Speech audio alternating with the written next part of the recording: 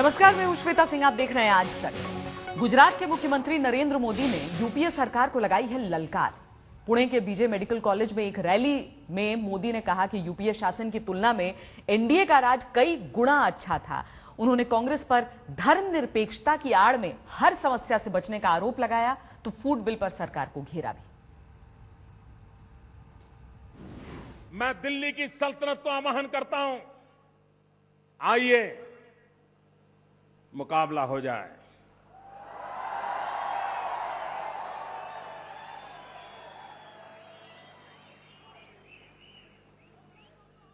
NDA सरकार के अटल जी के नेतृत्व के 6 साल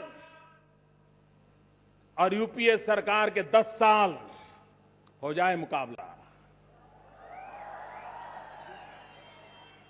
अटल जी के नेतृत्व में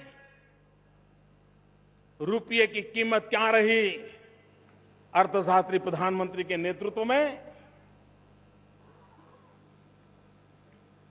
रुपये की कीमत कहां पहुंची है।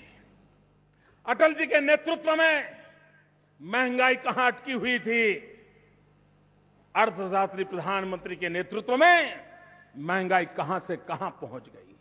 अटल जी के नेतृत्व में हर दिन कितने रास्ते बनते थे, प्रधानमंत्री मनमोहन सिंह जी के राज में कितने रास्ते बन रहे हैं।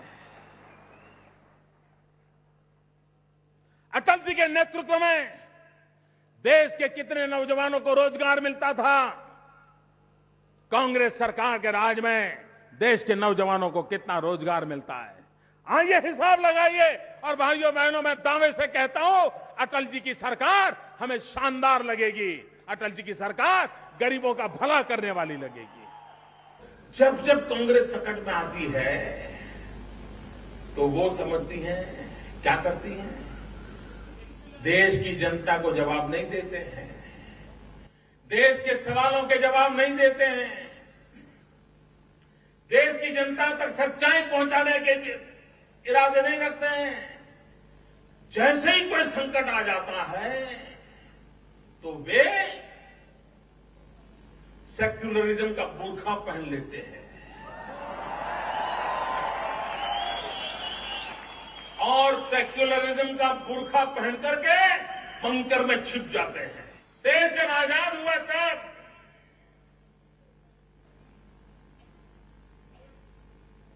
डॉलर और रुपये की कीमत दुनिया के अंदर समान थी मित्रों।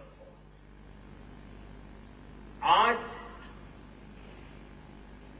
रुपये की कीमत दिनों दिन टूटती चली जा रही है और ऐसा लग रहा है कि बहुत तेजी से भारत के वित्त मंत्री की उम्र के तक पहुंच जाएगी।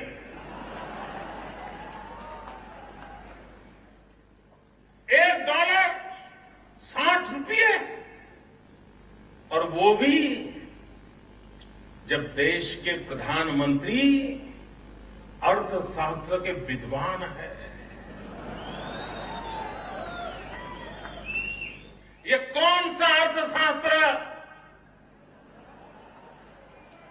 भाइयों बहनों, ये कांग्रेस एक ऐसी धारा है कि अच्छे से अच्छा अर्थशास्त्री भी अनर्थशास्त्री बन जाता है।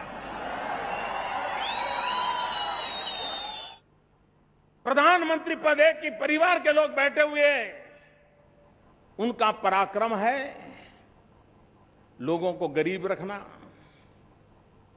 गरीबी बढ़ाना, और इसलिए उनके साहजादे गरीबों के घर में जाकर के रात गुजारते हैं, मीडिया वालों को बुलाते हैं कि ये मेरे पूर्वजों का पराक्रम देखिए, ये मेरे पूर्वजों का पराक्रम देखिए, देखिए हमने क्या किया है। ये काम कर रहे हैं मित्रों कि कांग्रेस ने तय किया है कि गरीब की थाली में चपाती दे पाए या न दे पाए, रोटी सब्जी दे पाए या न दे पाए, कम से कम एक कानून का कागज तो पकड़ा देंगे, उसकी थाली में परोस देंगे, शायद उसका पेट भर जाएगा। नरेंद्र मोदी ने कांग्रेस पर हमला बोला तो कांग्रेस को जवाब देने में 2 घंटे से भी ज्यादा लग गए।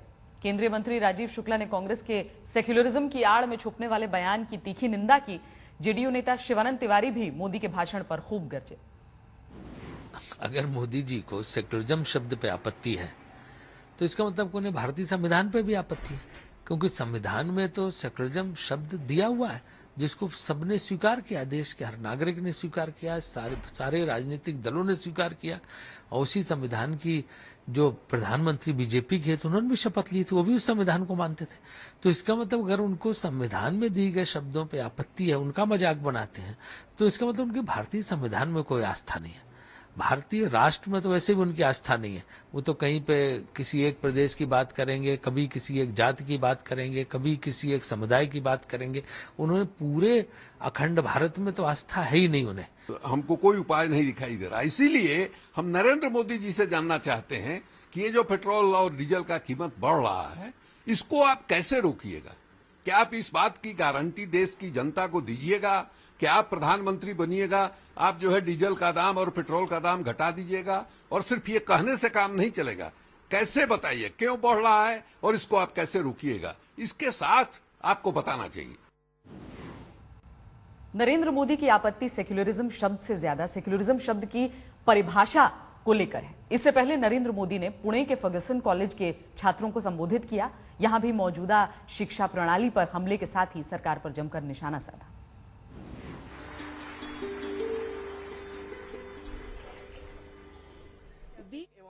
गुजरात दंगे की तुलना सड़क हादसे से करने वाले बयान पर मचे बवाल के बाद नरेंद्र मोदी अपने पहले सार्वजनिक कार्यक्रम में पुणे के मशहूर फर्ग्यूसन कॉलेज पहुंचे तो उनके तेवर थोड़े संभले हुए थे। माहौल को देखते हुए उन्होंने भाषण तो शिक्षा और युवाओं पर केंद्रित रखा, लेकिन विरोधियों पर वार करने का कोई मौका भी नहीं छोड़ा। मित्र, ये बहुत बड़ा फर्क है हमारे में, औरों में फर्क है। और लोग पावर में इंटरेस्टेड हैं, हम एम्पावर की प्रायोरिटी रखते हैं।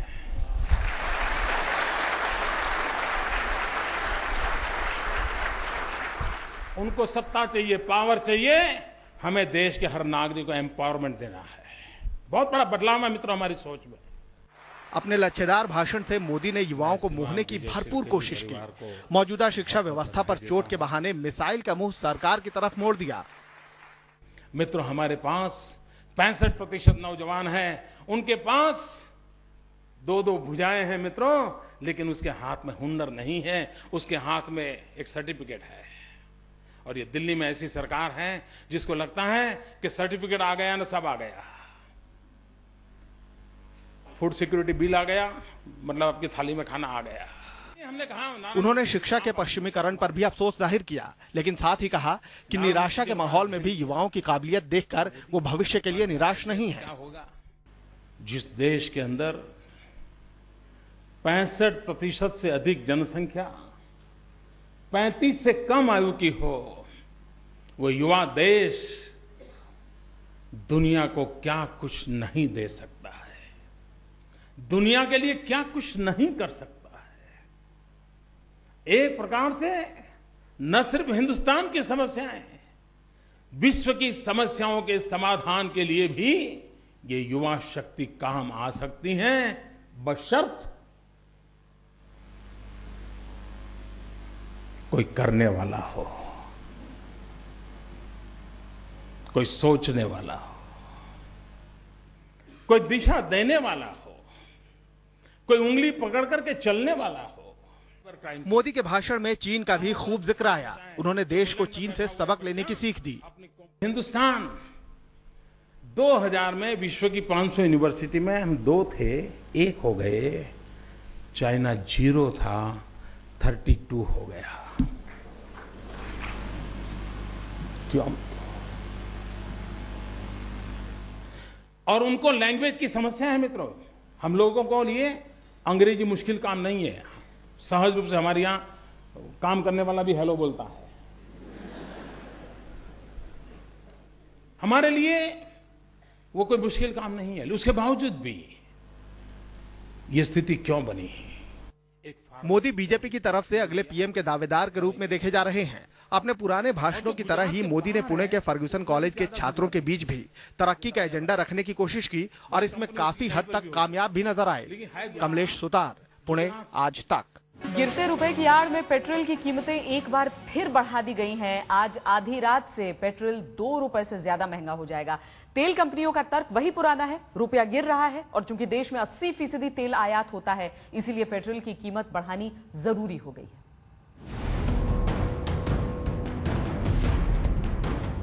बार बार लगातार आपकी जेब में हुआ सुराख बढ़ता ही जा रहा है। पेट्रोल की कीमतों में लगी आग बुझ नहीं रही। एक बार फिर महंगाई का तोहफा लेकर आई है तेल कंपनियां। आधी रात से 1 रुपए 55 पैसे प्रति लीटर पेट्रोल की कीमत बढ़ाने का ऐलान हुआ है। यानी इस पर सरकार के लादे टैक्स जोड़ दें तो प्रति लीटर आपकी जेब पर 2 रुपए से ज्यादा का फर्क पड़ने वाला है। 4 महानगरों में पेट्रोल की कीमतों की बात करें तो दिल्ली में इस वक्त पेट्रोल 68 रुपए 58 पैसे प्रति लीटर है, जिसकी कीमत 70 रुपए 53 पैसे से ज्यादा होगी। मुंबई में 75 रुपए 79 पैसे से बढ़कर 77 रुपए 74 पैसे से ज्यादा होगी। कोलकाता में 75 रुपए 84 पैसे से बढ़कर 77 रुपए 79 पैसे से ज्यादा होगी। वहीं चेन्नई में 71 रुपए 65 पैसे से बढ़कर 73 रुपए 60 पैसे होगी। तेल कंपनियों का तर्क है कि रुपए की गिरती कीमत की वजह से उन्हें कच्चा तेल खरीदना महंगा पड़ रहा है। 15 दिन पहले $1 58 रुपए 94 पैसे का था, वहीं डॉलर अब 60 रुपए 3 पैसे का हो गया है। यानी डॉलर का भाव 1 रुपए बढ़ा तो पेट्रोल की कीमत 2 रुपए से ज्यादा बढ़ गई। हमारे बजट पे बहुत असर पड़ेगा। आज की गाड़ी क्या माइलेज देती है, रोड की कंडीशंस क्या है, इस तो माइलेज मिलता नहीं है गाड़ी से। बहुत ही असर पड़ रहा है, ऐसा थोड़ी कि नहीं पड़ेगा। डेली महंगाई, तेल तो छोड़ दीजिए, आम जो वो क्या बोलते हैं खाने पीने का जो चीज है उस पर भी दाम बहुत बढ़ रहा है। तो हर दूसरे दिन बढ़ जाते हैं, कोई नई बात नहीं लगती। अब यही है, आप पैदल चलिए। अब पेट्रोल से सारी चीजें रिलेटेड है और पेट्रोल फ्री कर दिया है कि कंपनी जैसे चाहे बढ़ाए। सरकार की मंशा तो ये है कि आम आदमी को लूट लिया जाए। पेट्रोल के दाम आसमान में पहुंच रहे हैं और बस अब साइकिल ही एक सहारा है। तो ऐसे में ये आम आदमी का दर्द है। किस तरीके से आम आदमी कह रहा है कि अब वो साइकिल चलाना फिर मजबूर होगा। तो लगातार जाहिर सी बात है, अभी कुछ दिन पहले भी पेट्रोल और डीजल के दाम बढ़ाए गए थे, फिर से लगातार पेट्रोल के दाम बढ़ाए गए हैं और ये दाम जो 1 रुपए 55 पैसे जो बढ़ जाएंगे। पिछले 1.5 महीने में पेट्रोल की कीमत चौथी बार बढ़ी है। दिल्ली में जो पेट्रोल 1 जून को 64 रुपए का मिलता था, आज वही पेट्रोल 70 रुपए को पार कर चुका है। अब हालात ऐसे हो गए हैं कि ना रुपए का गिरना थम रहा है और ना ही पेट्रोल का उछलना। ऐसे में पिस रहा है आम आदमी। आज तक ब्यूरो। अभी अमरनाथ यात्रा पूरी होने में महीने भर से ज्यादा का वक्त बचा है, लेकिन बाबा बर्फानी अंतर्ध्यान होने लगे। बारिश न होने और अमरनाथ गुफा के आसपास तापमान बढ़ने से अमरनाथ गुफा का शिवलिंग तेजी से पिघल रहा है।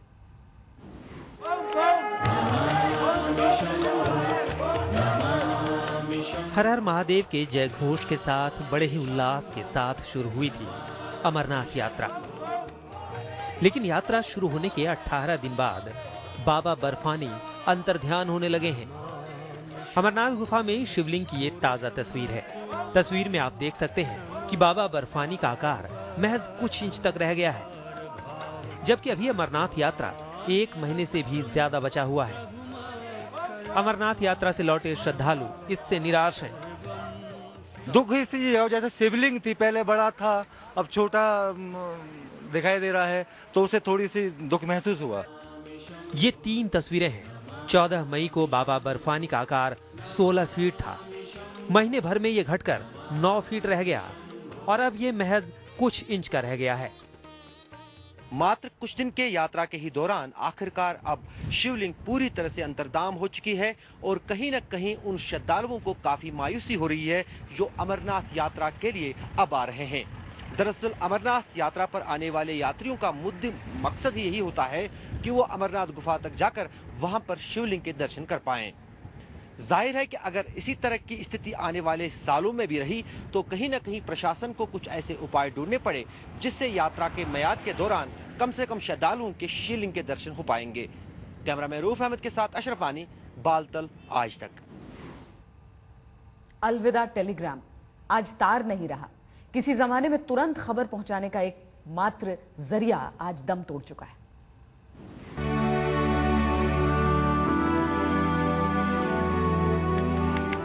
नौकरी लगी है, घर में बिटिया आई है, मां बीमार है, दादा नहीं रहे, और न जाने कितने संदेश सुख के, दुख के।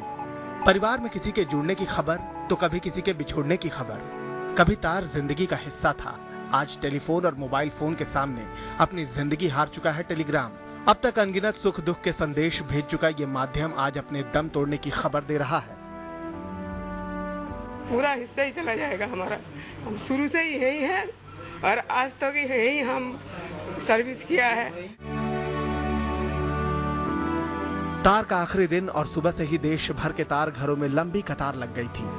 आखिरी बार इस सेवा का इस्तेमाल करने की ललक उन्हें तार घर तक खींच लाई। टेलीग्राम हमारा जमाने में तो जैसे ओनली कम्युनिकेशन, आप कहाँ भी जा सकते हो। आई नो, ये मेरी शादी पे लिए मैं टेलीग्राम मंगवा के शादी की छुट्टी पे गया था। आज तार का आखिरी दिन है और ये लोग इन तस्वीरों को कैद कर लेना चाहते हैं, क्योंकि ना तो इसके बाद ये लोग साथ होंगे, ना ये तार घर होगा और ना ये इतना पुराना तार बचेगा जिसके जरिए लोग अपनों को अपनी खुशी या गम की खबरें पहुंचाया करते थे। 163 साल पुरानी ये सेवा खत्म हो गई, साथ ही खत्म हो गया इतिहास का एक पन्ना। आज तक ब्यूरो।